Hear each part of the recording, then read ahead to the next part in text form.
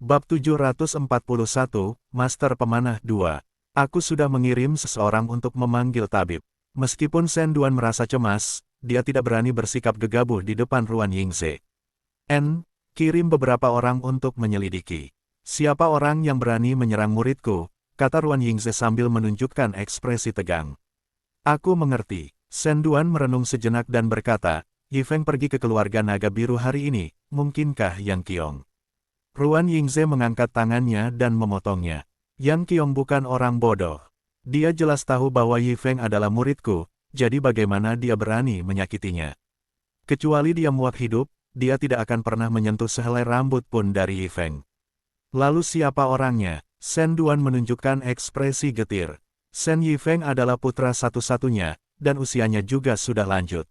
Jika Shen Yi Feng mengalami kecelakaan, dia tidak akan punya keturunan. Ini belum jelas untuk saat ini. Suruh seseorang untuk menyelidiki dan hubungi saya kembali begitu ada berita. Saya akan membalas dendam pada Yi Feng, kata Ruan Yingze. Terima kasih, Senior Ruan. Shen Duan buru-buru mengucapkan terima kasih. Beberapa saat kemudian, puluhan tabib telah diundang ke keluarga burung vermilion oleh para penjaga dan ada juga beberapa herbalis tingkat lanjut yang menunggu di samping.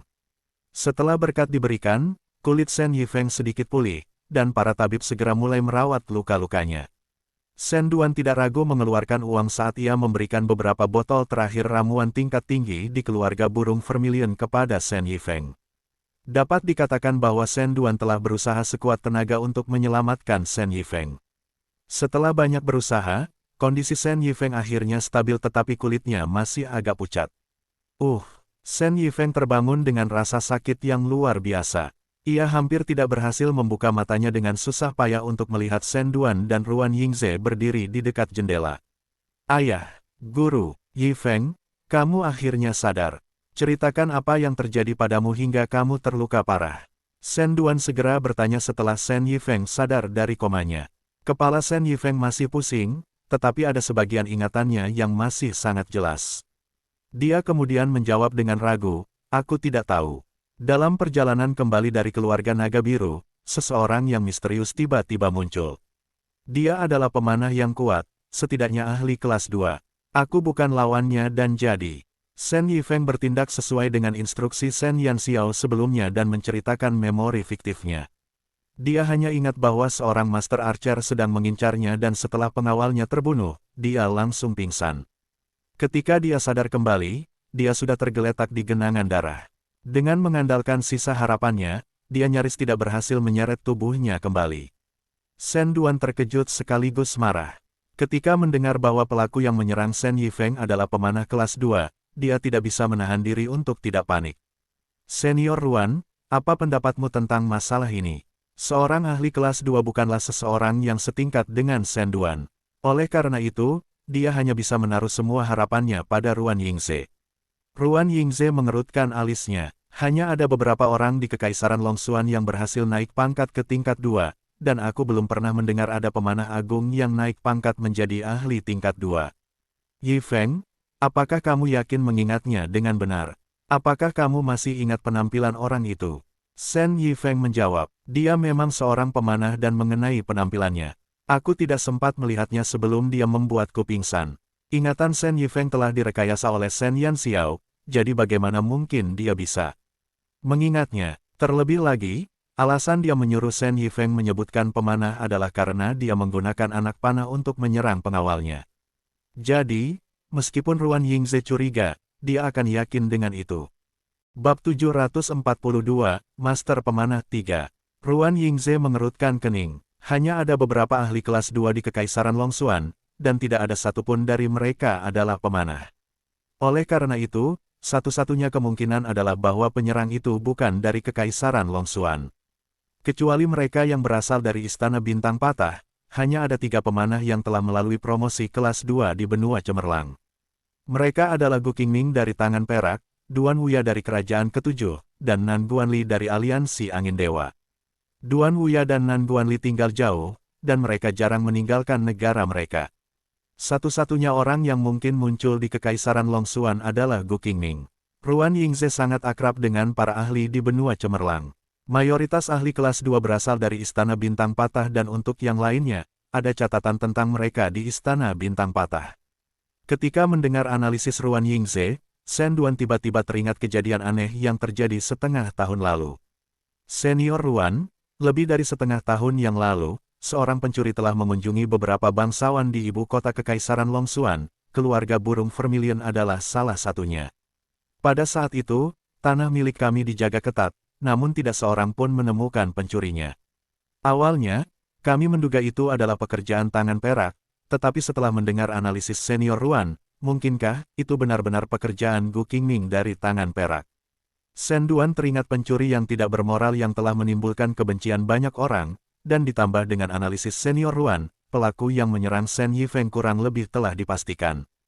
Ruan Yingze mengangguk. Kemungkinan besar, Silver Hands selalu menjadi organisasi misterius, bahkan Broken Star Palace belum dapat memastikan posisi mereka yang sebenarnya.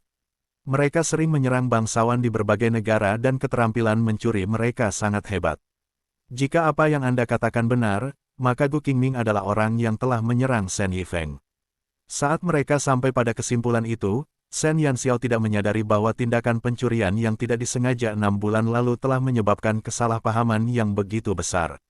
Jika dipikir-pikir ada kebetulan seperti itu di dunia ini, dan Gu Qingming tanpa sadar menanggung beban kejahatan Shen Yanxiao.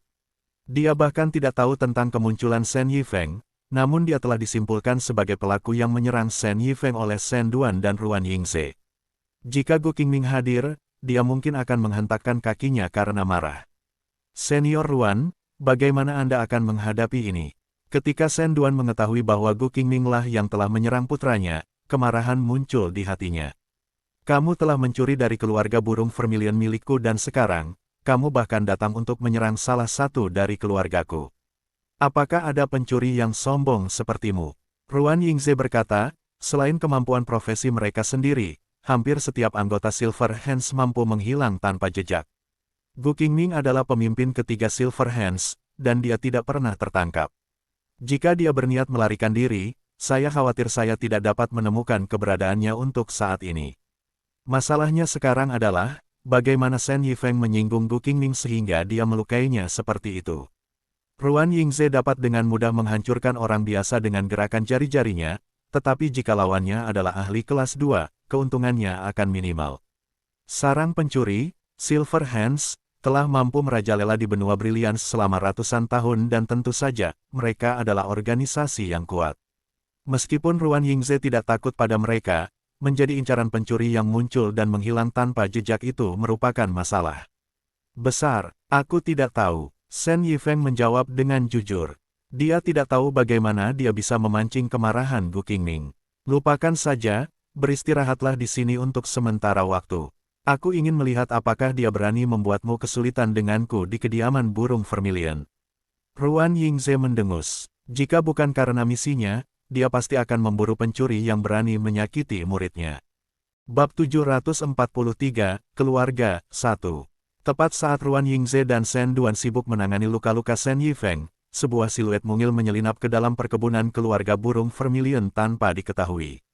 Dia dengan hati-hati menghindari penjaga yang berpatroli dan menuju ruang bawah tanah. Ada 4 pengawal yang berjaga di pintu masuk. Senyum sinis tersungging di bibirnya dan sosok mungilnya melesat ke arah mereka bagaikan hantu.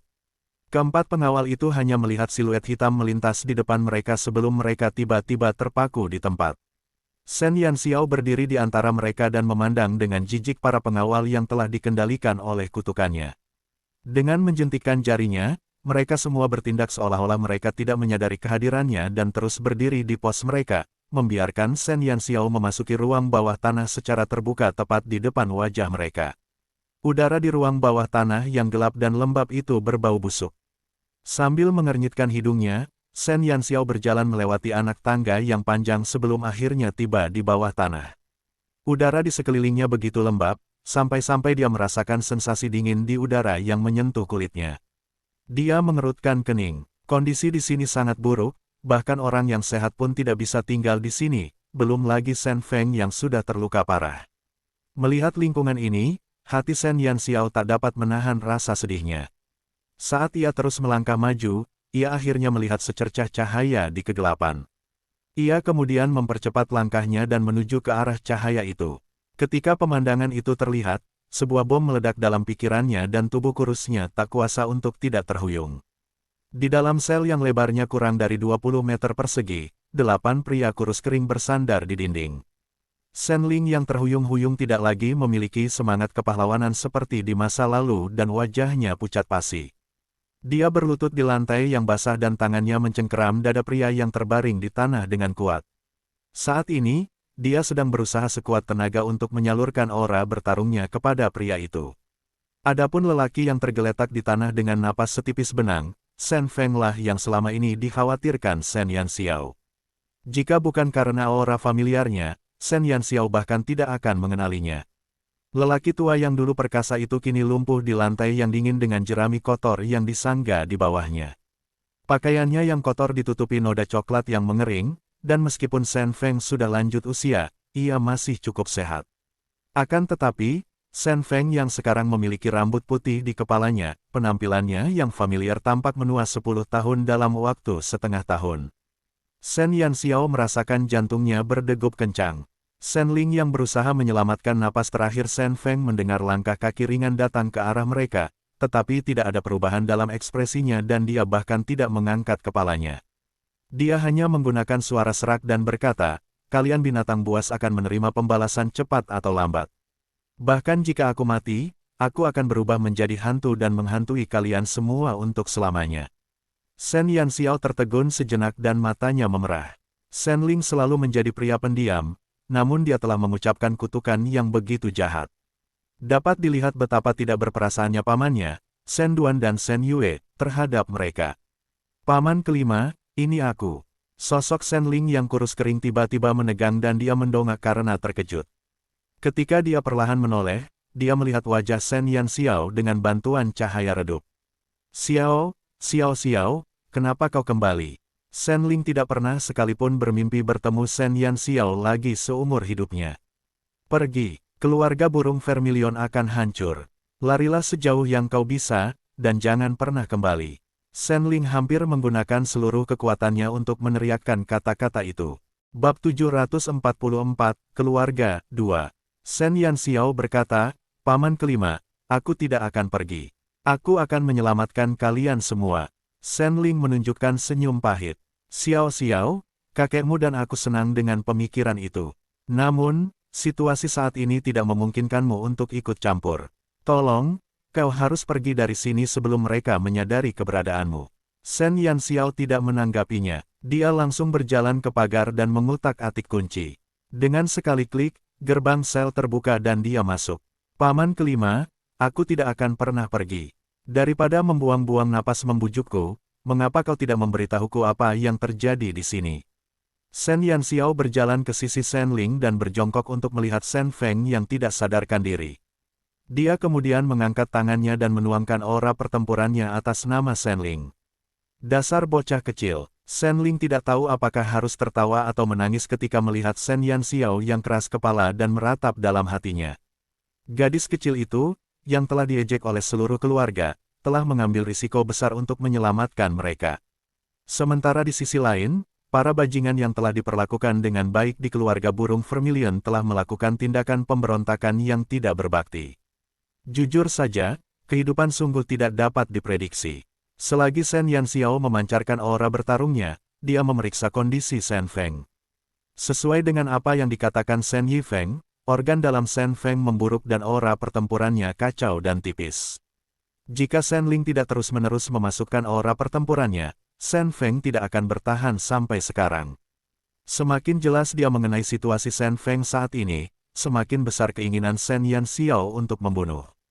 Shen Duan dan Shen Yue sama sekali tidak peduli dengan hidup dan mati Shen Feng.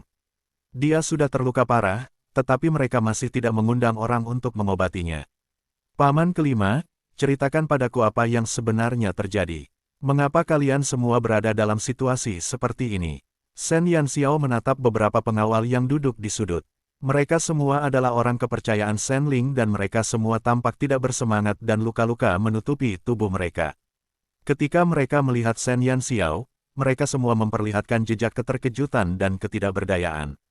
Shen Ling tersenyum pahit dan berkata, semua ini karena Shen Duan dan Shen Yue, dua bajingan itu. Shen Duan selalu bersekongkol untuk mendorong putranya ke posisi kepala keluarga. Dan di antara generasi muda, bakat Shen Yifeng dianggap yang terbaik. Awalnya, kakekmu juga bersedia menyerahkan keluarga kepadanya, tetapi tiba-tiba, kau muncul.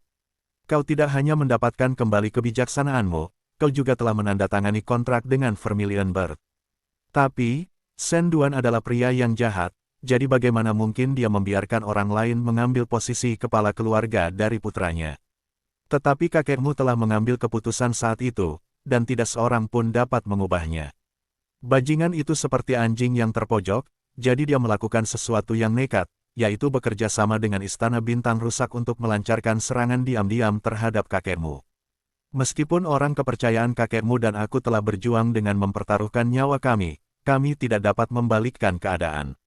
Setelah kami dikalahkan, Shen Duan mengurung kami di sini setelah dia menguasai keluarga burung Vermilion. Setiap kata yang diucapkan Shen Ling menyedihkan. Dia tidak pernah membayangkan bahwa saudara kandungnya begitu tidak memiliki hati nurani dan memberontak hanya untuk posisi kepala keluarga. Shen Yanxiao menggertakkan giginya karena marah. Setidaknya ada ratusan orang di bawah Shen Feng dan Shen Ling, tetapi mereka yang berhasil selamat hanya 5 orang di dalam sel ini. Dia bisa membayangkan betapa berdarahnya pertempuran pada hari kejadian. Paman, tempat seperti apa Istana Bintang Rusak itu? Tanya Shen Yanxiao. Shen Ling menatap Shen Yanxiao dengan ragu dan akhirnya mendesah. Istana Bintang Rusak mirip dengan alam dewa. Namun, alam dewa diketahui semua orang, tetapi hanya sedikit yang mengetahui keberadaan istana tersebut. Bab 745, Keluarga 3. Sebenarnya, kami tidak tahu keberadaan Istana Bintang Pecah sebelum pemberontakan mereka. Kakekmu baru saja memberitahu kami tentang mereka tepat setelah kami dikurung di sini. Dia memberitahu kami bahwa Istana Bintang Pecah adalah organisasi yang telah ada jauh sebelum keempat negara benua cemerlang didirikan. Wilayah mereka jauh dari mata publik, dan hanya kaisar dan 5 kepala keluarga yang tahu tentang keberadaan mereka di Kekaisaran Longuksan. Mereka hanya memiliki satu tujuan, yaitu merekrut semua ahli di seluruh benua, tetapi ada kriteria untuk bergabung dengan mereka. Kriteria itu adalah menjadi ahli kelas 2, dan selama seseorang berhasil menerobos, perwakilan dari Istana Bintang Pecah akan menghubungi mereka dan menawarkan undangan. Segala hal tentang Istana Bintang Rusak merupakan misteri bagi orang luar, dan kakekmu hanya pernah mendengarnya dari para tetua. Sebelum Kekaisaran Longxuan dibangun, para penguasa 5 binatang mistis pernah berurusan dengan mereka, tetapi seiring berjalannya waktu, Istana Bintang Rusak benar-benar menghilang dari dunia. Jika bukan karena kemunculan Ruan Yingze, kakekmu tidak akan percaya bahwa organisasi itu masih ada. Ahli kelas 2, Shen Yanxiao menyipitkan matanya. Ahli kelas 2 sangat langka di seluruh benua Brilliance, dan karenanya mereka diperlakukan seperti komoditas panas, namun Istana Bintang Rusak mampu mengumpulkan semua ahli ini di bawah satu atap. Seberapa mengerikan pengaruh yang mereka miliki. Pengetahuan Shen Ling tentang istana sepenuhnya berasal dari Shen Feng. Namun, luka-lukanya terlalu parah untuk menjawab pertanyaannya sekarang. Tetapi jika dia ingin mengetahui rahasia Istana Bintang Rusak, dia hanya bisa menunggu Shen Feng pulih lebih lanjut. Saat dia mendengar napas Shen Feng yang samar, dia merasa seolah-olah hatinya diiris menjadi ribuan keping oleh pisau. Tanpa ragu, dia segera mengeluarkan beberapa botol ramuan yang dibuat oleh seorang herbalis hebat. Ini semua adalah ramuan yang diberikan Ye Qing kepadanya sebelum dia pergi. Paman kelima, tolong bantu kakek agar aku bisa memberinya ramuan ini. Salah satu tangannya masih menempel di dada Shen Feng saat dia menuangkan aura tempurnya. Dia tidak berani bergerak saat ini, karena Shen Feng hampir kehabisan minyak. Agar bisa bertahan hidup sampai sekarang, Shen Ling praktis telah menghabiskan semua aura tempurnya. Cedera kakekmu terlalu parah, aku khawatir ramuan ini, mata Shen Ling meredup. Ramuan ini dibuat oleh guru besar Ye Qing. Meskipun ramuan ini tidak dapat menjamin kesembuhan total, setidaknya ramuan ini dapat menyelamatkan nyawanya. Ye Qing, Shen Ling menatap Shen Yanxiao dengan heran. Nama Ye Qing cukup terkenal di benua cemerlang. Shen Ling mengira bahwa dia hanyalah seorang penyihir dan mempelajari ilmu pengobatan herbal hanyalah kedok. Namun, dia tidak menyangka bahwa dia akan mendapatkan ramuan yang dibuat oleh Ye Qing. Ramuan yang diproduksi oleh Ye Qing seringkali berharga jutaan dolar di pasaran. Selain itu, hanya ada beberapa botol yang diproduksi dalam 1 tahun. Tetapi sekarang, Shen Yanxiao telah mengeluarkan lusinan botol sekaligus, sungguh tidak dapat dipercaya. Ye Qing adalah guru pengobatan herbalku. Shen Yanxiao tidak punya waktu untuk menjelaskan banyak hal. Setelah Shen Ling mengangkat Shen Feng, dia segera menuangkan ramuan ke dalam mulutnya dan menggunakan aura pertempurannya untuk meredakan aura pertempuran yang kacau di dalam Shen Feng. Baru kemudian, kondisinya berangsur-angsur stabil. Puluhan ramuan tingkat herbalis agung masuk ke perutnya, dan napas Shen Feng segera menjadi stabil. Dengan jumlah ramuan tingkat herbalis agung yang dikeluarkan, Shen Feng dapat diselamatkan selama ia masih memiliki 1 napas tersisa. Dan, itulah hebatnya seember ramuan herbalis hebat. Shen Ling terkejut melihat raut wajah Shen Feng berangsur-angsur pulih. Ia menatap Shen Yanxiao dengan heran.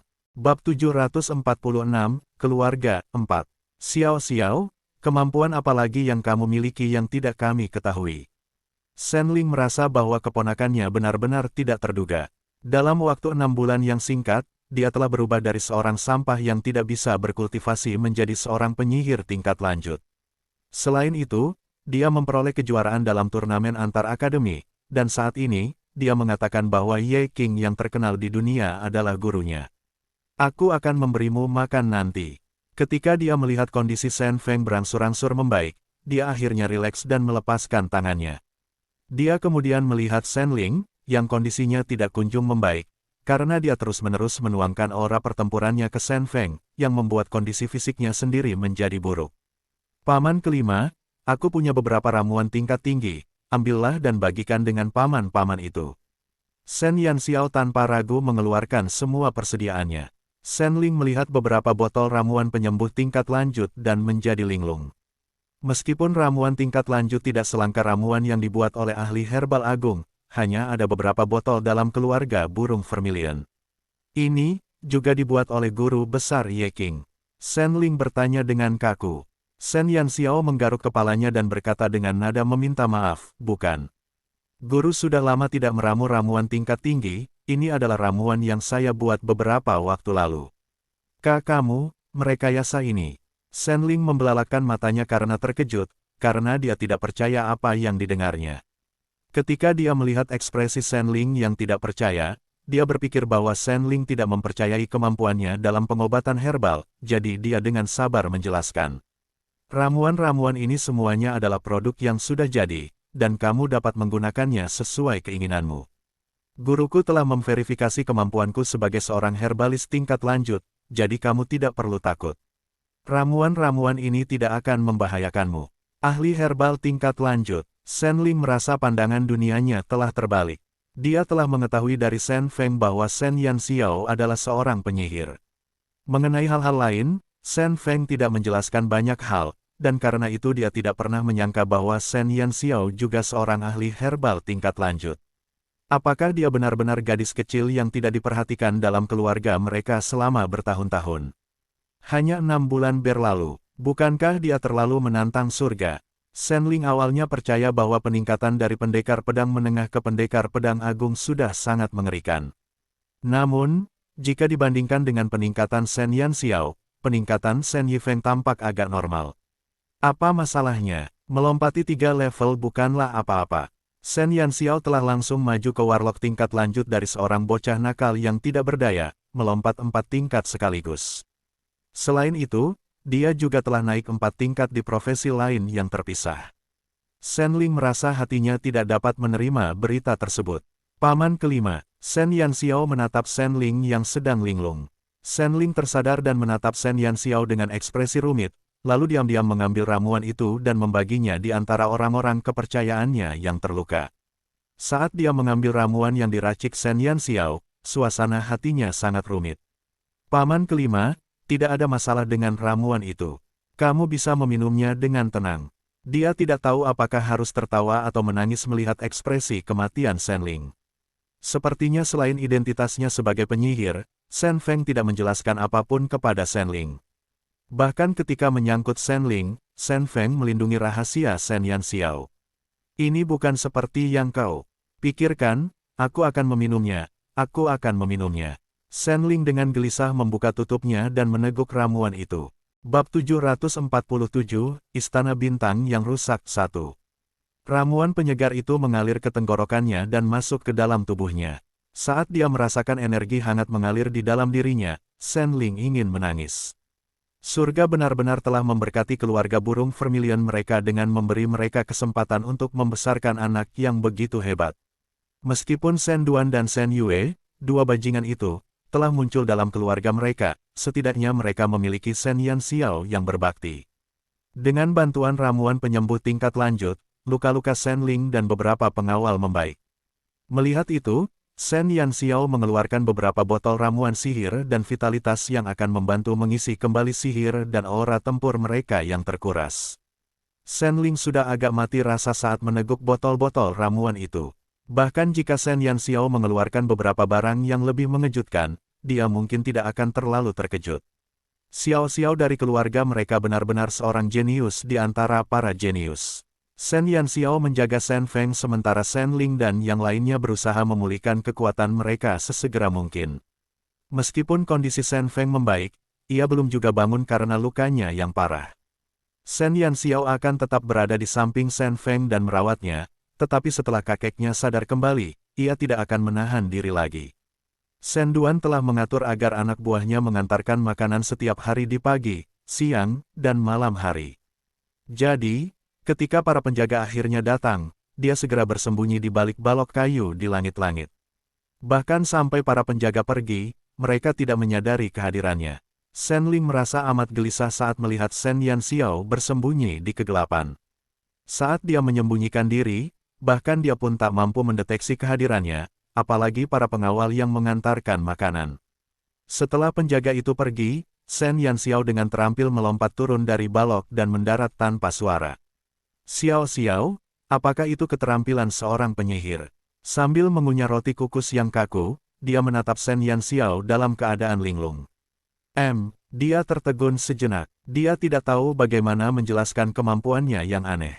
Ditambah lagi, dia tidak bisa begitu saja mengungkapkan bahwa dia adalah pencuri yang ulung, kan?